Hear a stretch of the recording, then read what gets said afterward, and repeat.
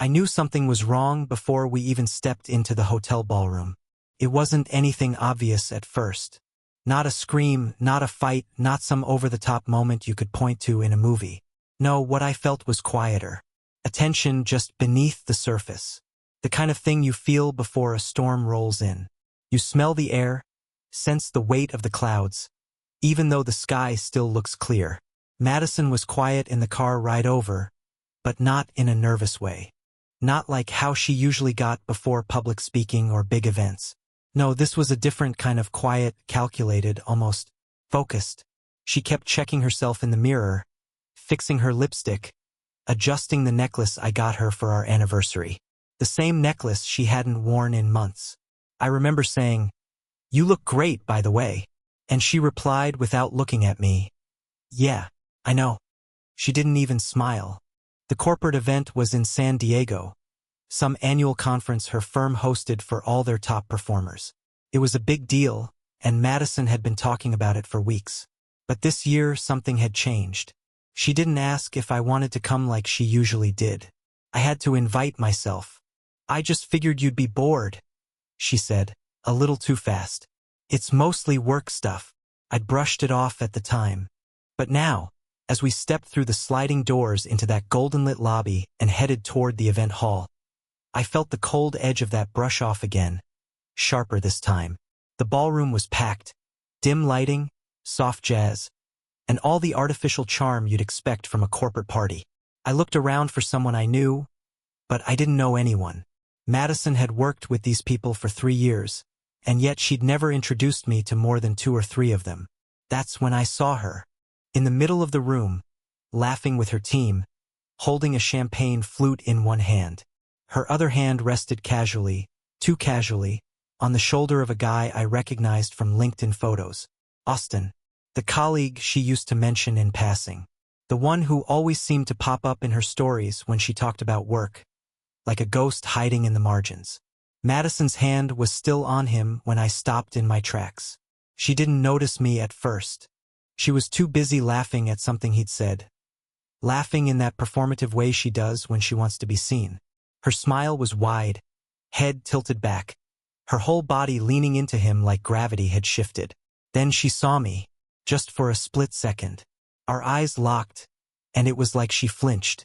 Not physically, not in a way anyone else would have noticed. But I did. Her hand dropped from Austin's shoulder, her posture straightened, and she took one step back. I started walking toward them, weaving through the crowd. I remember feeling completely outside myself, like I was watching it all from behind glass. Madison turned her attention to the group and said something that made everyone laugh. Except me. Then she saw me again, smiled like nothing was wrong and said, "Babe, you're not going to get jealous again, are you?" Again. She said it loud, like a punchline, like something she expected everyone to laugh at. And they did. Austin gave me this awkward smirk. Some of the women laughed into their glasses. One guy even patted me on the back like I was the uptight husband who just didn't get it. I stood there, smiling politely, feeling like a stranger at my own table. I made some lame joke I can't remember now, something to save face. Madison leaned in and whispered, "Relax, you're making this weird." She introduced me to no one. And just like that, she was off again, fluttering through conversations, checking in with her team, sipping drinks, and dancing like she didn't have a care in the world. At one point, I stood alone by the bar, watching her spin around in a loose circle with a few coworkers. Her laugh carried across the room, and I caught sight of Austin again, watching her the same way I was. But his look wasn't confused. It wasn't searching. It was familiar, like someone watching something that already belonged to them. A while later, Madison came up behind me and gave me this big, overly enthusiastic hug, like she was trying to prove something to whoever was watching. She rested her head on my shoulder and said, "You're still upset, aren't you?" I didn't answer. She pulled back, looked at me with this fake concern, and whispered, "It was just a joke. You've got to stop overthinking everything." Then she gave me a quick kiss on the cheek, turned around, and disappeared back into the crowd. I stood there, heart pounding, stomach twisted into knots. The thing is, If this had been the first time, maybe I could have let it go. Maybe I could have told myself I was being paranoid or reading too much into it. But it wasn't the first time. It was just the first time she didn't care if I noticed. That hug in front of everyone? That wasn't affection, it was theater. And I wasn't jealous. I was certain. There was something between them. Not just chemistry or harmless flirting. No, this was practiced. Rehearsed. A dance they'd done before. Madison had always been good at controlling narratives. She could make herself look like the calm one, the reasonable one, the victim of overreaction. And tonight, she played that role perfectly. She knew just when to touch my arm, when to smile, when to roll her eyes in front of people as if I were the problem. But behind all of it, I saw something new, distance. Cold, calculated distance. Like she was already on the other side of something and I was the last to know. I stayed for the rest of the event. I smiled. I laughed when I needed to. I played my part just like she did. But inside, I had already shifted. I wasn't going to ask her who Austin was anymore. I wasn't going to beg for answers or argue over vague explanations. I wasn't going to be guilt-tripped into thinking I was too controlling or too emotional. From that night on, I stopped listening to what she told me. I started watching what she did. And in that room full of people, with the music thumping and champagne flowing, with Madison dancing just out of reach, I felt the first crack form between us. And I knew, if there was a truth here, I was going to find it. Not through words, but through proof. After San Diego, something inside me switched off and something else turned on. Before that night, I trusted her even when it hurt to. I gave her the benefit of the doubt, even when the doubt started rotting me from the inside. I believed her smiles, her sighs, her careful explanations about why she had to work late again or why she suddenly needed space.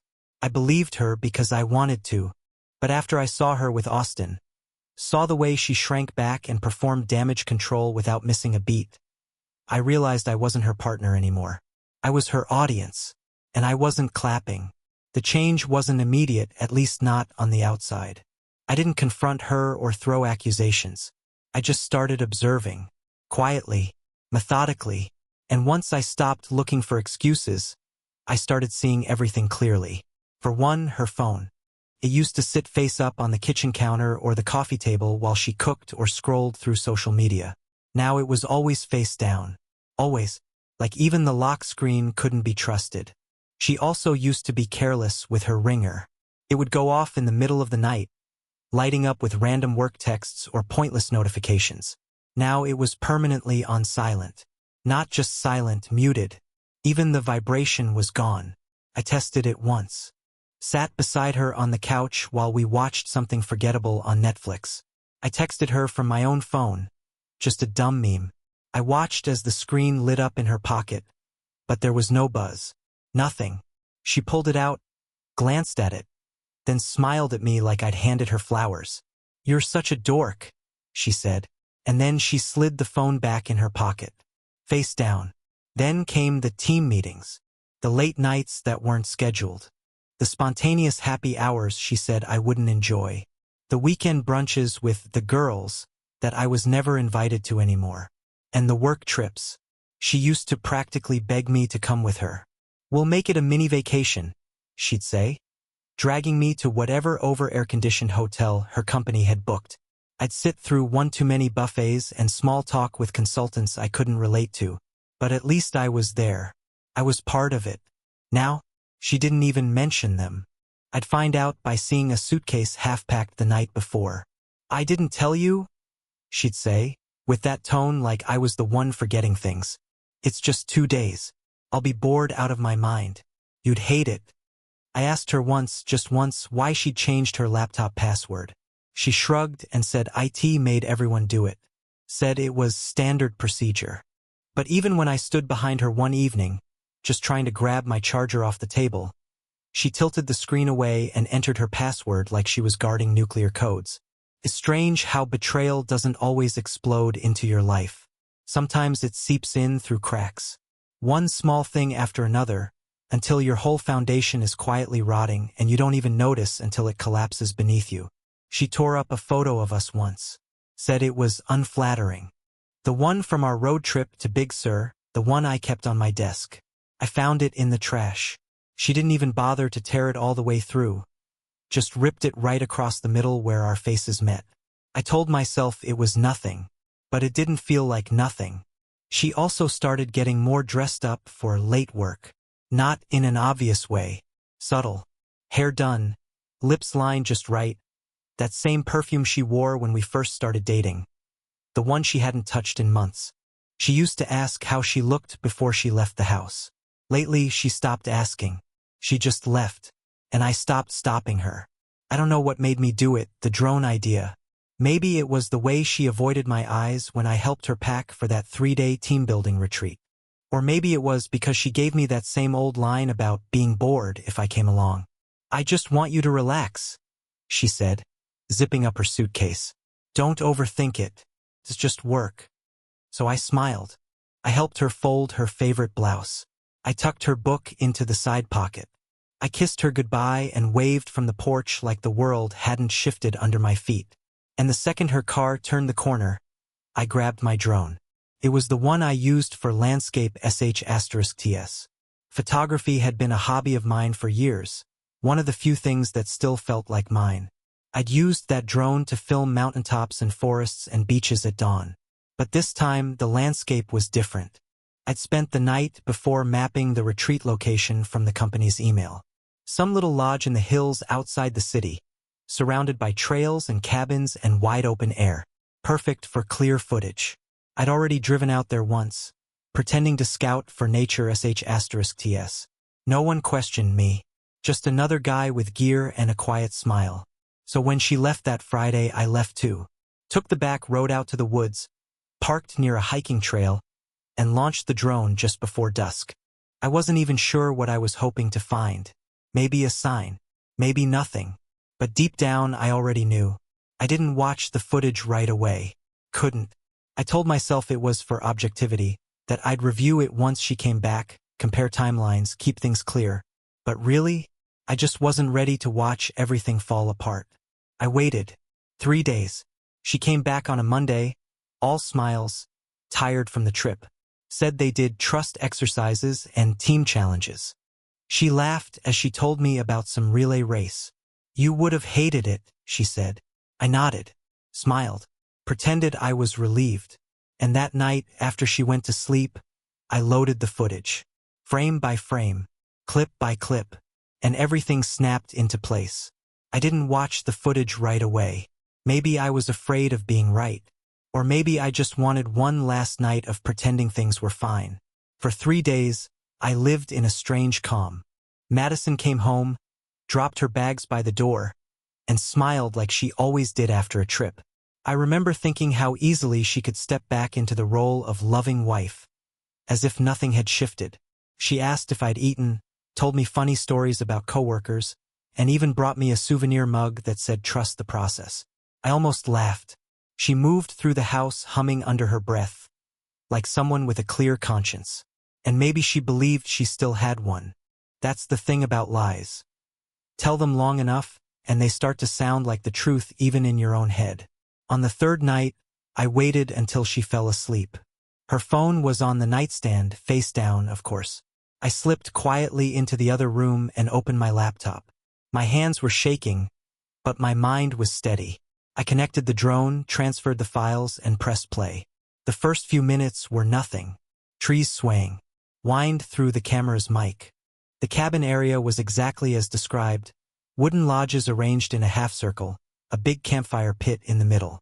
People were milling around, laughing, drinking from red cups. For a moment, it felt like any other corporate retreat. Then I saw her, Madison, wearing the same jacket I'd helped her pack, standing near the fire. The light flickered across her face, and she looked happy. Not tired happy or forced happy like after long days at work. Genuinely happy. Austin was next to her. Of course he was. They were talking, close, leaning in. I couldn't hear their voices, but I didn't need to. I'd seen that kind of body language before. The kind where every gesture means something you're not supposed to see. For a while, I convinced myself it might just be friendly. Colleagues bonding. Maybe I was overreacting again. Then she sat down. On his lap. Just like that. like it was the most natural thing in the world. Her arms wrapped around his neck, and she said something that made him laugh. Then he kissed her. Not hesitantly, not testing boundaries. He kissed her like it wasn't the first time. And she didn't pull away. My stomach dropped. I zoomed in. The firelight caught her wrist, glinting off something familiar. The bracelet I'd given her for our anniversary. The one engraved with our initials. She was wearing it while she kissed another man. That detail broke me more than the act itself. Like some cruel reminder of the version of us that used to exist. The rest of the footage blurred together. Her leaning into him, his hand on her waist. Their coworkers nearby but acting like it was normal. Nobody looked surprised. Nobody looked uncomfortable. That told me everything I needed to know. Everyone knew. Everyone except me. I closed the laptop.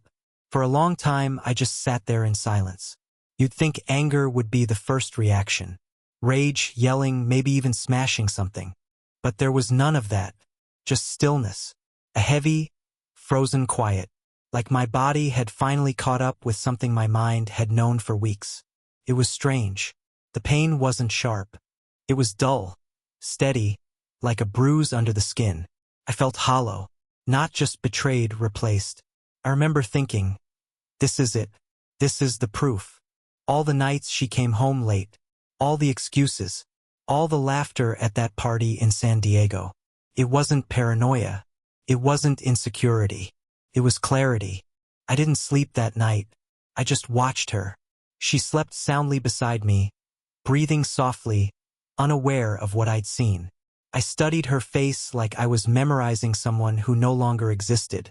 She looked peaceful, innocent, the kind of peaceful that only comes when you believe no one is watching. I thought about waking her up, confronting her right then and there, making her see what I'd seen. But what was the point? She'd deny it, twist it, make me doubt myself again. That was her gift. She could make a lie sound like mercy. So I waited. The next morning, she acted like any other Monday. Coffee brewing, hair up, scrolling through emails. She told me about her week ahead, kissed me on the cheek, and said, "Don't forget we're having dinner with my sister on Saturday." I nodded. My mouth said okay. But my mind was somewhere else. The footage was saved on 2 drives, one hidden in my desk, one uploaded to the cloud. I don't know why I did that. Maybe part of me thought I'd need it later, that the truth should have weight somewhere beyond memory. That week, I started keeping track of things. Dates, times, routes, the exact moments her stories didn't line up. The more I wrote down, the less it hurt. Turning emotion into evidence made it easier to breathe. At work, I went through the motions. Meetings, deadlines, small talk. But behind every conversation was the thought. She's lying to you right now. It became background noise, her voice, her texts, her laughter. Like a soundtrack I couldn't turn off. One evening, I walked past our bathroom and smelled something that didn't belong. A sharp, musky cologne. Not mine. It lingered in the air like a fingerprint. She must have seen my expression because she said, "Oh, that? It's Austin's cologne. He sprayed too much at the retreat and it got on my sweater." I told him he smelled like a department store. I didn't respond. Inside, I felt that familiar calm again, the one that had replaced anger. It was almost frightening how steady I'd become, like I'd stepped out of myself and left the part that cared behind. Later that night, she sat on the couch beside me, scrolling through her phone. I watched her reflection in the TV screen. Her thumb moved fast. Her smile flickered. She didn't notice me watching. I realized then that I didn't need to catch her in the act again. I already had. And still, she sat there pretending to be the woman I once loved, pretending the world hadn't cracked in half. The proof existed, but I hadn't yet decided what to do with it. I thought about confrontation, about showing her the video, watching her expression twist from confidence to panic. But then what? She'd cry. She'd apologize. She'd say it didn't mean anything. And maybe she'd even believe that. No, I needed something different.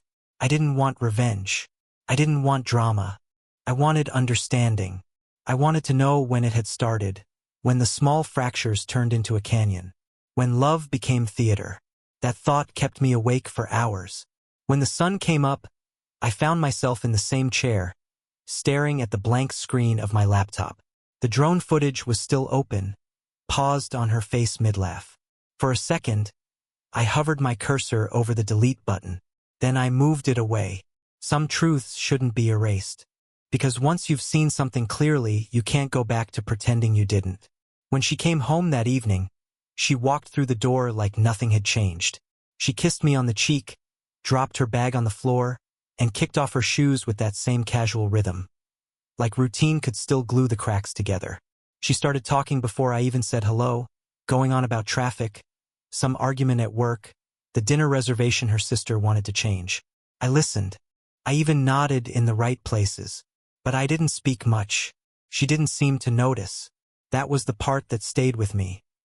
Not the cheating, not the footage, not even the smell of another man's cologne in the bathroom. It was that she didn't notice I was gone. Not physically, but emotionally. Like I'd slipped through the floorboards and she never looked down.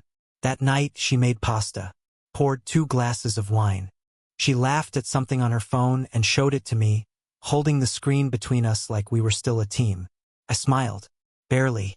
Enough to keep the illusion going. We ate together like always. She told a story about a coworker messing up a presentation, and I watched her hands as she spoke. Graceful, animated. The same hands that had been wrapped around Austin's neck in front of a campfire just a week ago. I excused myself after dinner and sat outside on the porch. It had started to rain lightly, the kind that taps on the roof without ever turning into a storm. I let it wash over the silence inside me. I didn't feel anger. I didn't feel betrayal. I felt hollow. She still wore the bracelet, the one I gave her. Still touched her necklace when she was nervous. Still curled up on her side of the bed like nothing was different. But I was different. I didn't ask questions anymore. I didn't try to catch her in lies or press for details about her day. I didn't care how late she stayed out or who she was texting. Instead, I watched. Not out of jealousy, not anymore. Out of curiosity. Out of the need to understand what I was really looking at when I looked at her. Her phone stayed face down, of course. She never left it unlocked near me. Once, when she went to shower, she took it with her and set it on the bathroom sink. She never used to do that. Another time, I caught her smiling at her screen. Softly, like someone had said something kind. But when she noticed me watching, she locked the phone instantly. I didn't ask who it was. I already knew. Instead, I started collecting. Not emotions, evidence. I built a folder on my computer. Plain name. Hidden file. **TS of texts I glimpsed over her shoulder. Receipts from nights she said she was just getting drinks with the girls. Locations she tagged by accident. One voice memo I recorded of her giggling on the phone in the guest room late at night. She was whispering. I only caught a few words, but it was enough. First, I felt dirty doing it, like I was the one crossing lines. But that feeling didn't last long, because once you realize someone's already left the relationship, emotionally, physically, you're not breaking trust by documenting it. You're just making the silence visible. I stopped bringing up the inconsistencies. When she said she was too tired for dinner and had to work late, I nodded. When she came home with wine on her breath and a different energy in her voice, I smiled. When she took calls in the bathroom or disappeared into her car for long stretches of time, I didn't follow. I just wrote it down. Time, date, what she wore, how she looked when she returned. She seemed relieved, like the lack of confrontation meant we were okay again. She even thanked me one night for being patient. Told me she was just going through a lot right now. I almost laughed, but I didn't. I just said, take all the time you need. Some nights I lay awake next to her, staring at the ceiling, listening to her breathe. I wondered if she ever turned her back to me because she felt guilty, or if she just wanted to make space for the man who now lived in her head. Couldn't tell. The longer this continued, the more I realized how little I knew her, or maybe how little she ever showed me. One afternoon, I opened her laptop while she was out. I wasn't even trying to snoop at that point. I just needed to send myself something from our shared drive. But the screen was already unlocked when I opened it. and her browser was filled with open tabs. A hotel booking. A message thread titled, "Long Weekend Plans." Photos, some with her and coworkers, others with just her and Austin. One image stopped me. It was blurry, taken from behind. Her hair was tied up. His hand rested low on her back. They were walking into what looked like a wine bar. The date on the photo. 3 weeks ago. That same night, she told me her mom wasn't feeling well and she was going to check in. I emailed the photo to myself. Added it to the folder. That evening, she came home with takeout. Thai food, my favorite. She set it on the table and said, "Thought you could use a break from cooking." I stared at her for a moment, wondering how many performances she had left in her. "Thanks," I said. "This means a lot." And for some reason, that felt true. Because every time she lied, every time she smiled, every time she layered on another coat of normalcy, I stopped needing her. The drift wasn't loud. It didn't come with slammed doors or screaming matches. It was quiet.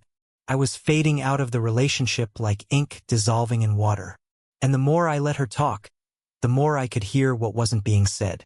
She started complimenting me more, asking about my day again. Little acts of guilt disguised as affection. One night she said, "You've been so calm lately. I really appreciate that. I know I've been all over the place." I nodded. We all have seasons. I don't know where that line came from, but it felt right. Because whatever season we were in, it was ending. That week, I updated my folder. I changed the name to Closure. I started sleeping in the guest room. Told her I wasn't feeling well, that I'd been having trouble with my back. She didn't question it. The distance became routine. She didn't reach for me anymore. She didn't ask if I was okay. And I stopped pretending I wasn't watching everything fall apart in slow motion. I just let it. It happened on a Sunday. Fitting in a way. Sundays were always ours. Late mornings, pancakes, quiet music in the background. The one day of the week when the world slowed down enough for us to pretend we were still in sync. But that Sunday wasn't slow. It was sharp. It was the day she finally tried to talk. Really talk. And the day I finally stopped pretending there was anything left to save. It started with her pacing the hallway. I could hear her heels clicking on the wood floor, back and forth, back and forth. She never wore shoes in the house. That alone was a tell. Something was boiling over. I was sitting at the kitchen table, reading the same sentence of a book over and over. I wasn't really reading. I was waiting. She stepped into the room and stood there, just watching me for a moment like she wasn't sure how to begin. Then she let out a shaky breath. "Can we talk?" she asked. I closed the book slowly. "Of course." She sat down across from me, shoulders tight, fingers twisting the edge of her sleeve. For a second, I saw a flash of the woman I'd met all those years ago, the one who used to be sure of everything. But that version was gone. Or maybe it never existed. She didn't speak right away. Just stared at the table like the words were written in the wood grain. Then, finally, she said, "I feel like you've been distant lately." I almost laughed. "Distant?" I repeated, tasting the word. "That's interesting." Her eyes darted up to mine. "I'm not trying to start a fight. Something feels off. And I don't want us to become strangers." I leaned back, arms crossed. "When did you notice?" She hesitated. "A few weeks ago. Maybe more." That was her opening. Her first chess move. The carefully placed concern, the emotional reach. It would have worked 6 months ago. It would have worked even 3 months ago. But not now. I didn't say anything. I let the silence grow between us. She pressed forward. "I know I haven't been perfect. I've made mistakes. But I've been feeling like maybe we're just falling out of rhythm and we need to talk about it before it gets worse." I nodded. "All right, let's talk." She looked relieved for a second, like the door was open again. But then I said, "Tell me about Austin." Her face froze.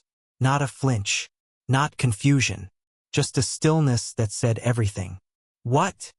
she whispered. I repeated it slower. "Tell me about Austin." She opened her mouth, closed it, then looked away, like maybe the floor would give her the words she needed. "I don't know what you're talking about." she said. That was the first lie. I didn't react. I just waited. She tried again. He's a coworker. I mean, we're friends, sure. But if you think something's going on. I don't think, I said quietly. I know. Her breath caught.